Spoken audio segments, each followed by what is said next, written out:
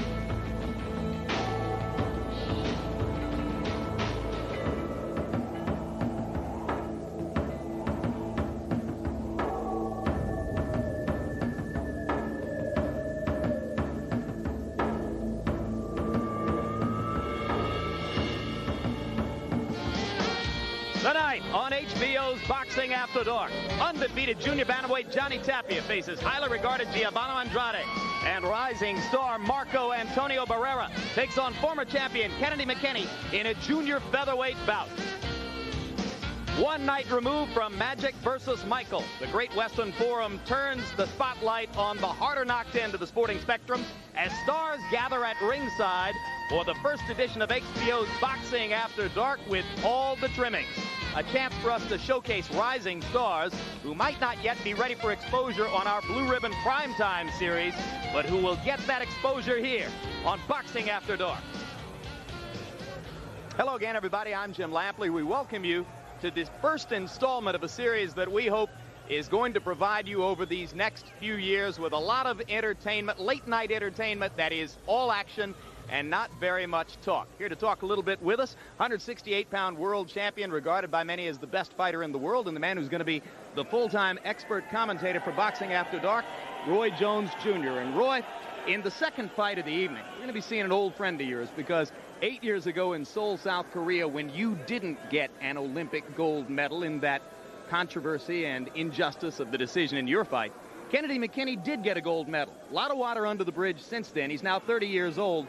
What chance that Kennedy can come up with a huge effort tonight against a younger, stronger, quicker fighter in Marco Antonio Barrera? Well, Kennedy has been through a lot in a professional career. He's managed to capture a world title, hold it for a substantial amount of time, and now he's lost it, and he seems to be on somewhat of a decline. However, every man in boxing seeks to be on the top. He's getting a chance of a lifetime to once again climb to the top of that ladder. He will be ready tonight, and I think he will give it a very, very gallant effort. All right, and Roy's going to be with us on every edition of Boxing After Dark when he's not in training for his own fights on HBO. Also with us, of course, HBO boxing analyst Larry Merchant. Larry, the Barrera-McKinney fight is the second bout of the evening. In the first, we're going to be seeing one of the most colorful figures in the sport in Johnny Tapia. I mentioned hard knocks. He's had as many as any active boxer today. At what point is a tough life outside the ring likely to catch up to Johnny in the ring? I just have to assume, Jim, that since he's been as destructive inside the ring as he's been self-destructive outside the ring, it's going to take a younger, better fighter to finally stop him.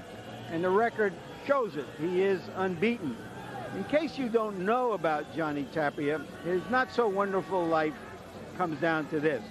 Never knew his father. His mother was brutally raped and murdered when he was 8 years old. He's been in and out of trouble ever since. He says, I was a lost child. He says, I'm never happy outside the ring. That's one of the most heartbreaking things I ever heard, at least until I heard his opponent, Andrade, tell us that sometimes poor people can't afford to love their children. He himself was abandoned as a child, grew up in the streets of São Paulo, Brazil, sometimes slept in the ring of a gymnasium, and finally was rescued by an antique dealer who shepherded him through high school, and he's got his life together. With these kinds of fighters and stories, Jim, there will always be Boxing After Dark in one form or another. Indeed, if you could buy the movie rights to the background stories of these two fighters, and some people at ringside might be thinking of exactly that, you might have yourself a hot property. Well, let's take a look at the tail of the tape for Johnny Tapia and the relatively unknown Brazilian Giovanni Andrade. You can see that Tapia is 3 years older. At one point, his career was interrupted for 3.5 years because of his problem with cocaine. Andrade with a 1-inch height advantage and a 4-inch reach advantage. We don't know a whole heck of a lot about him, but he is reputed to have a strong right hand. Quickly now to the rules of the bout with our unofficial ringside scorer, Harold Latterman. Harold? The Johnny Tapia Giovanni Andrade fight is scheduled for 12 rounds. There is no standing 8 count. The 3 knockdown rule is in effect. The referee or the doctor can stop the fight, and you can be saved by the bell only in the last round. Jim. All right, Harold, we are at the Great Western Forum in Los Angeles, an ideal place to begin this Boxing After Dark series. And here comes Giovanni Andrade for his first fight in the United States. 20 previous professional fights that we can document, 15 of them in his native Brazil and 5 in Argentina.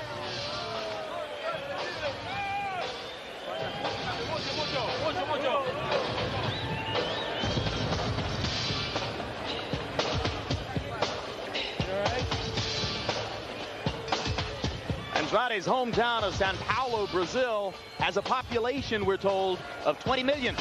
Kind of nice for him to come to the sleepy little burg of L.A. for his first exposure in the USA. Andrade's record, and again, this is what we can document. He started out yesterday in the meeting claiming to have had at least 5 more fights than this, all wins, but all of the information sources we can find list him at 18 wins, 2 losses, 13 KOs.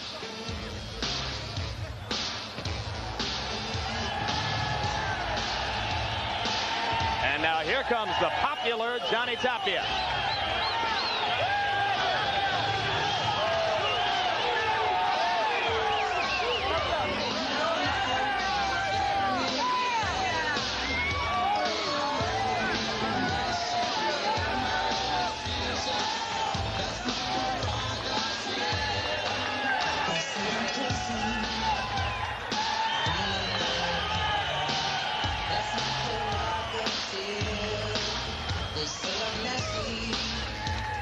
Johnny Tapia has lost a couple of battles outside the ring, but he's never lost one in the ring. 33 wins, no losses, 2 draws, 19 KOs. He is a relentless, passionate fighting machine.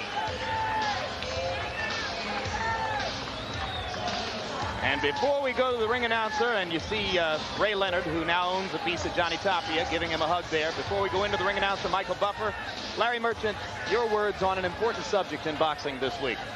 Jim, Dan Duva, who ran the family fight business known as Main Events, died earlier this week. And the best tribute we can pay to him is to point out that they thrived by developing young fighters like Cornell Whitaker, Evander Holyfield, Meldrick Taylor, that their fighters never complained about being ripped off, that they never broke contracts. He was an orchid in the swamp that boxing often is, and we send our condolences to his family. And now for more on Dan Duva and on this upcoming boxing match, let's go to ring announcer Michael Buffer. Ladies and gentlemen, your attention please. Before we get started, there is a very sad duty indeed that must be performed at this time. Just a few days ago, a very prominent figure in the world of boxing passed away. He was, without a doubt, one of the most well-known boxing promoters in the world, Mr. Dan Duva. He was a man who was respected by all those who worked for him and with him, and indeed those who were his competitors admired him for his honesty and integrity. Ladies and gentlemen, at this time, we would like to toll a memorial count of 10 for Dan Duva. As is the tradition in the world of boxing, please remain silent while we toll 10 bells.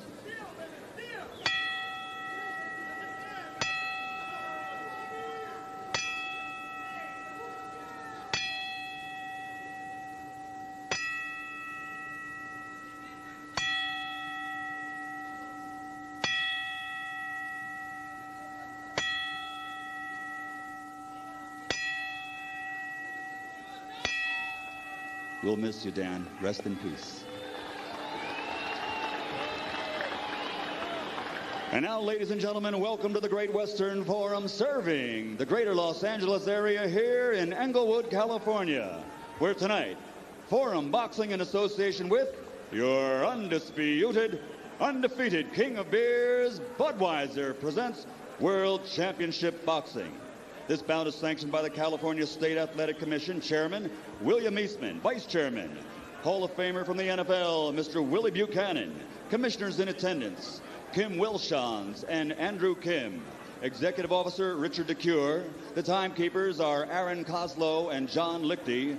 Your physicians at ringside are Dr. Robert Carnes and Dr. Paul Wallace. This bout is also sanctioned by the World Boxing Organization. President and supervisor at ringside, Francisco Barcasel. The 3 judges scoring this bout on a 10-point must system will be Dave Nelson, Horacio Bacamon, and Tomas Vasquez. And when the bell rings, the man in charge of the action, referee Raul Caiz. And now, ladies and gentlemen, from the Great Western Forum, 12 rounds of boxing for the WBO Junior Bantamweight Championship of the World. Introducing first, fighting out of the blue corner, wearing white trimmed with gold and weighing 115 pounds. His professional record, 18 victories with only 2 defeats, 13 of his 18 victories by KO.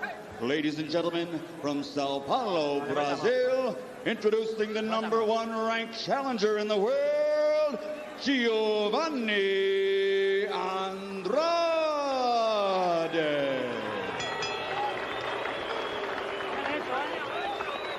And his opponent across the ring, fighting out of the red corner, wearing black trimmed with turquoise and also weighing in exactly at 115 pounds. His professional record, 33 victories without a loss, with 2 draws, 19 knockouts. Ladies and gentlemen, from Albuquerque, New Mexico, presenting the undefeated WBO Junior Bantamweight Champion of the World, the baby-faced assassin, Johnny Tapia.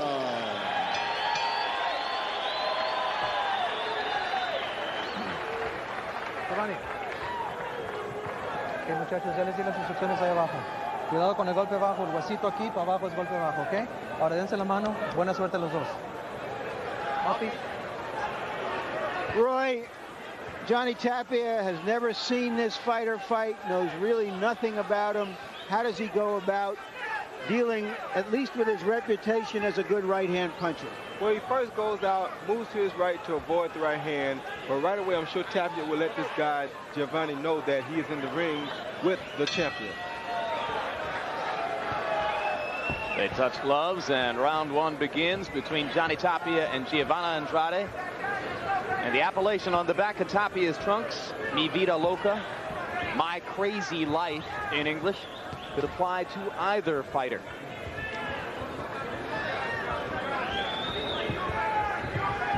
Tapia is a guy who can really have a lot of respect for the position that he is in now. He's been through the worst things that he probably could have been through, and now he's back at the top, and he realizes how great it is to be at the top. Tapia blocks the right-hand lead with his glove. Even when he's not punching, Tapia is a constant blur of motion. Good head movement. The shoulders are rolling. The hands are popping as he gets ready to throw. Andrade, a little bit more conventional in there. My assumption is that Andrade's left shoulder is turned too far to the front. Therefore, Tapia would time him coming around with the right hand and nail him with the right hand of his own. And Tapia lands a right hand there. First heavy blow of the fight for Johnny. Andrade reaching with the left hand, not yet able to land a right. And his jab appears tentative at best, Roy. Yes, very tentative because he doesn't like to stretch it all the way out. And his shoulder is so far forward until he can't really throw an effective jab. He's going to be in for a long night here, I think. His front feet has all his weight on it, and that's very wrong for a fighter to do. Andrade backing up and keeping a distance, so Tapia not able to throw a lot so far in the first round. Closer Andrade gets, the more Tapia will crank it up. Are you saying, Roy, that he's an unorthodox fighter because many people have accused you of that? Very unorthodox, but I don't keep my weight on my front foot. My weight stays either in the middle or behind. Enables you to generate more power. That's right. That's why I can knock him out from all angles. This guy only can knock you out with the right hand because his front foot is almost flat at times. Andrade stepping in closer and trying to get a little bit more on the jabs. Slips there.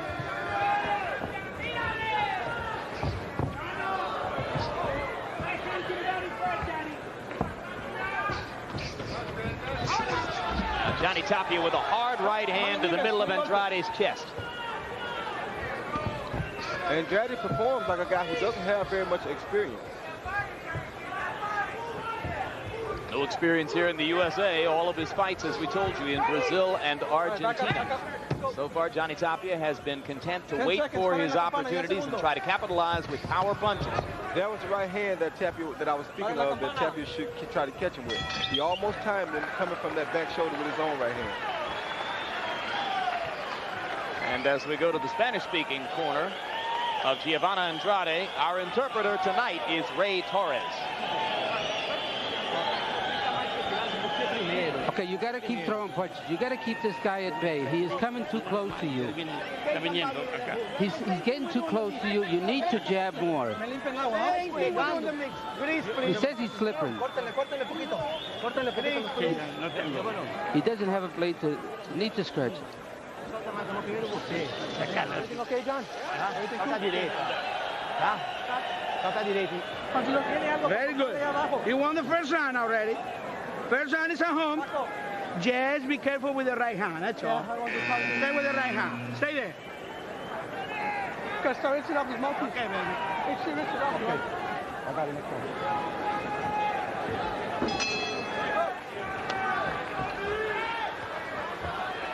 Round two, and throughout the evening, as one of our many innovations here on Boxing After Dark, we'll show you via graphic how Harold Letterman has scored each preceding round. Tapia impressed me very highly with his patience in that first round.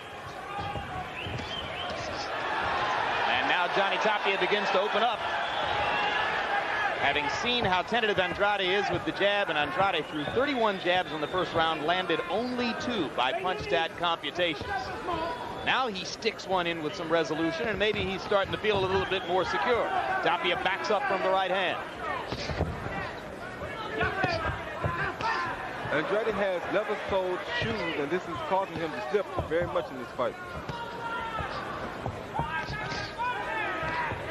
The key mystery in Andrade's outfit is why he has a flag of Korea on the back of his trunks. The flag of Brazil we can understand. When on the back left there's a flag of Korea, and frankly, I wasn't warned about that. Hard right hand by Tapia as Andrade moves away.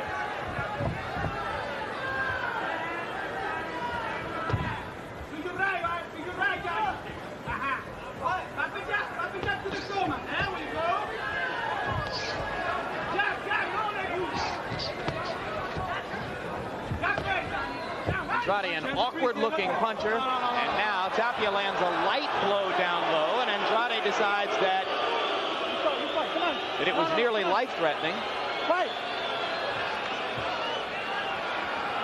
Takes a few seconds off and then decides to come right back. Referee is Raul Caiz.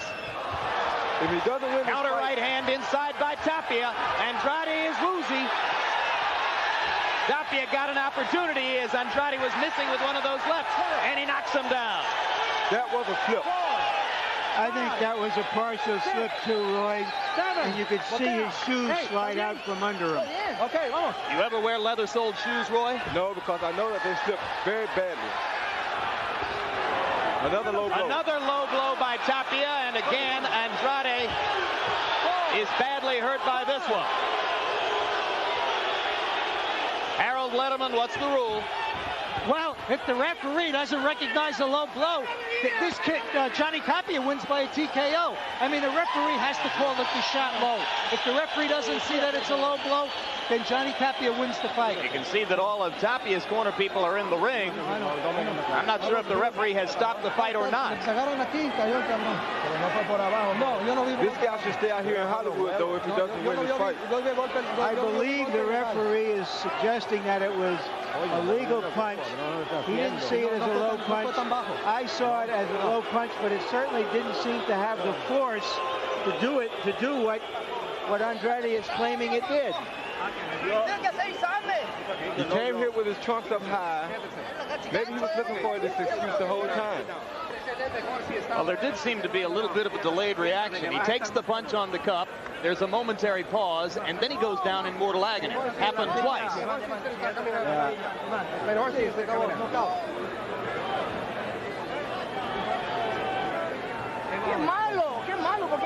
Anybody see any official signal that the referee stopped this bout? Roy, Larry, you see anything? No, I didn't see anything. I thought the referee did signal the end of the bout when he came in. Knockout, I didn't see a low blow. All right, here's the first low blow. Larry? That was definitely a very low blow. I mean, that was way down in Tierra del Fuego, but it didn't seem to be as hard. Now, let's see this last one. That was a low blow, too. It was a slightly low blow as well, yes, on the hip bone. Yeah, it appeared to be a glancing blow, and it certainly didn't appear to be down there on the center of the cup, where Andrade is indicating it landed.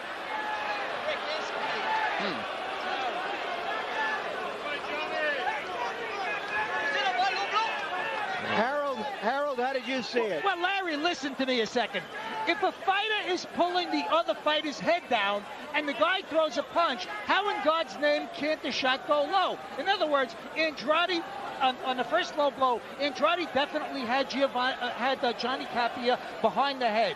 At the same time, Tapia let go of the punch, which he was aiming for the body, so of course it was going to go low. You can't call that a low blow because Andrade was committing a foul by pulling his head down.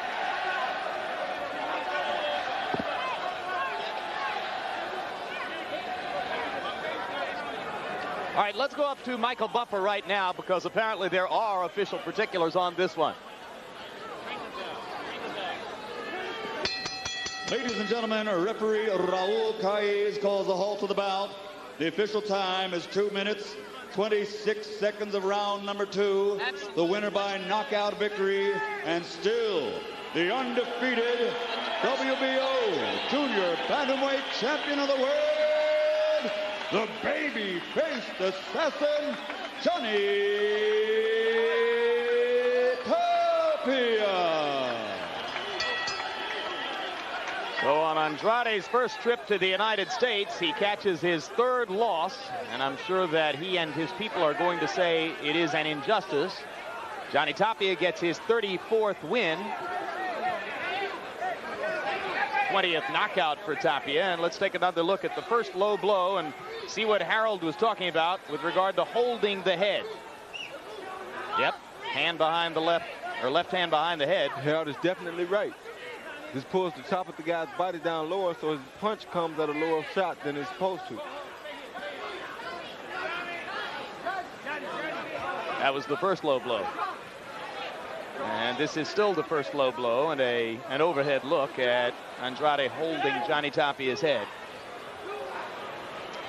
And now Larry stands by in the ring with the man who's been judged the winner, Johnny Tapia. Johnny, were those low blows, both of them?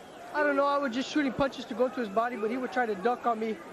And I like to give a lot of thanks to the Lord, you know.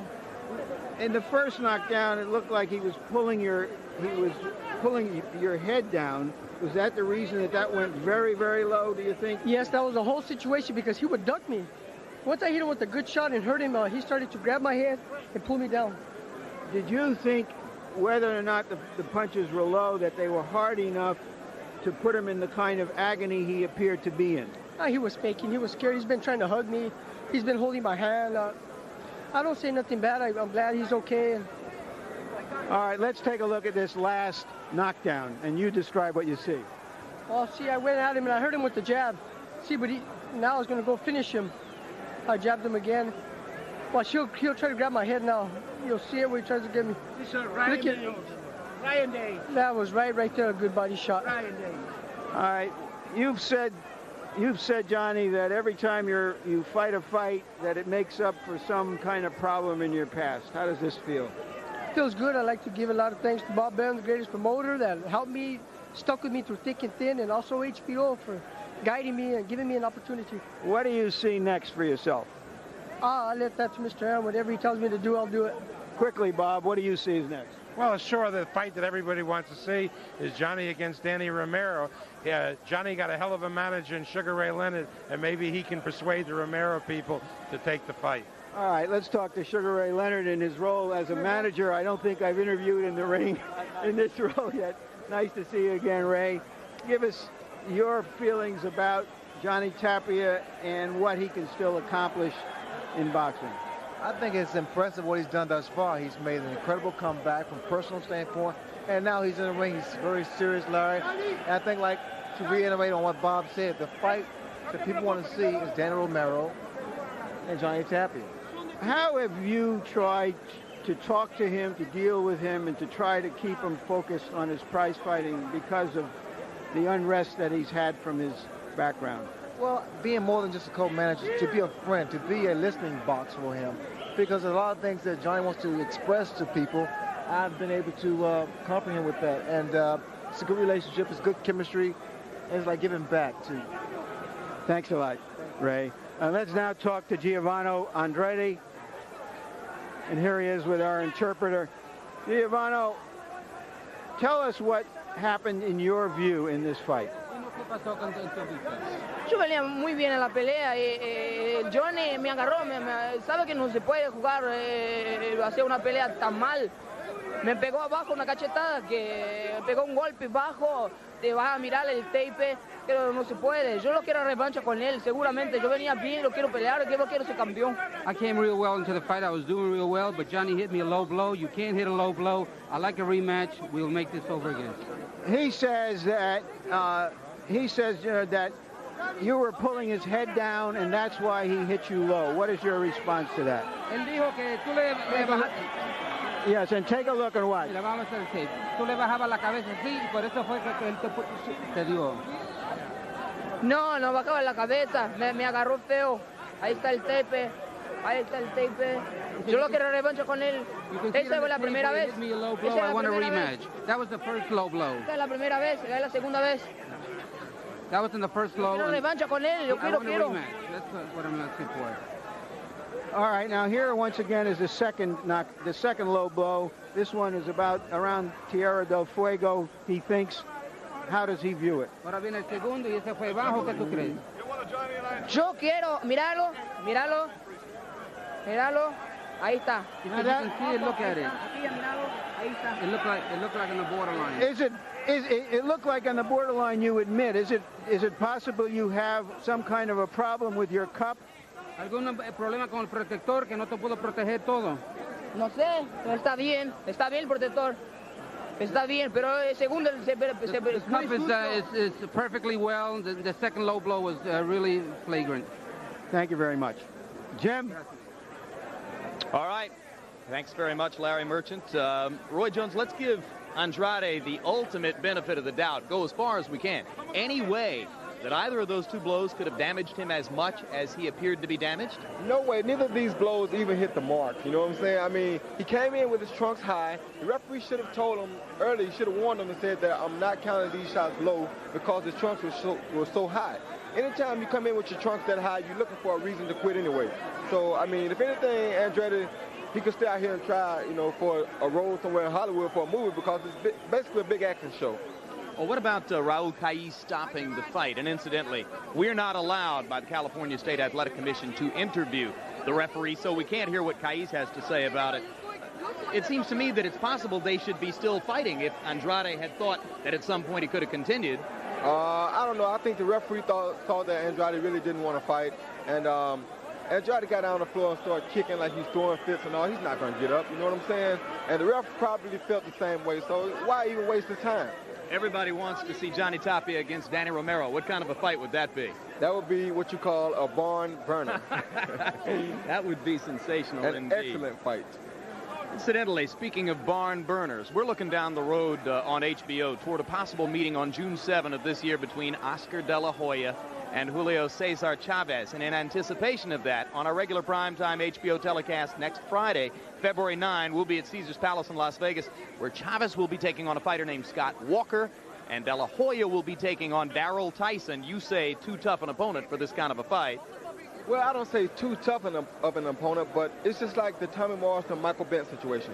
He was Tommy Morrison about to make a mega payday with a fighter like Lennox Lewis. He took a chance with a fighter like Michael Bent and got knocked out of that mega payday.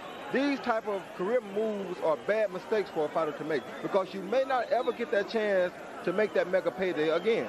On the other hand, what great confidence Oscar will have in his first battle at 140 pounds, if in fact he does a good job in there against Tyson. That's part of what we're waiting to see next Friday night. But right now, Larry Merchant is standing by with the other big half of that attraction, Julio Cesar Chavez. Larry? All right, Julio, nice to see you again. Julio, gusto en verte de nuevo. What do you know about Scott Walker? ¿Qué conoces tú de Scott Walker?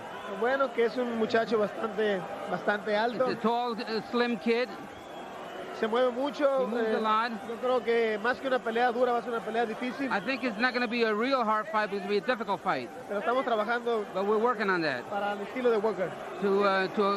With his style, to cope with his style. All right, there's plenty of time to talk about Oscar De La Hoya in the future, but just give us your impression of Oscar De La Hoya as a fighter and as a potential opponent. Hay mucho tiempo para hablar de Oscar De La Hoya, pero dinos, ¿qué tú crees de Oscar De La Hoya como el futuro oponente tuyo?